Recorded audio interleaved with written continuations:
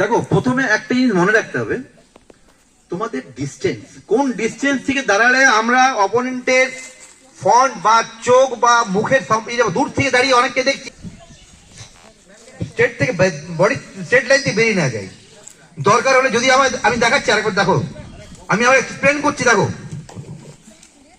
দেখো অনেকে কি করছে, তোমরা বডি বেরিয়ে যাচ্ছে।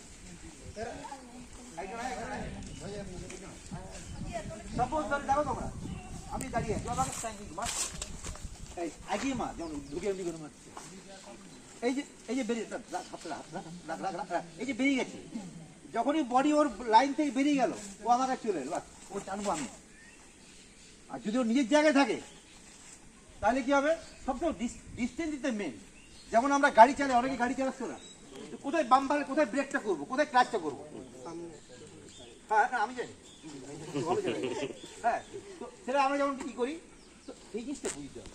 একটা লোককে আমি এখান থেকে এই করতে যাবো না, আমার বডি থাকবে, ধরো আগে যাবো আমি, ও দূরে আছে, হ্যাঁ আমি কি করবো আগে যাবো, বডি স্ট্রেট যাবে।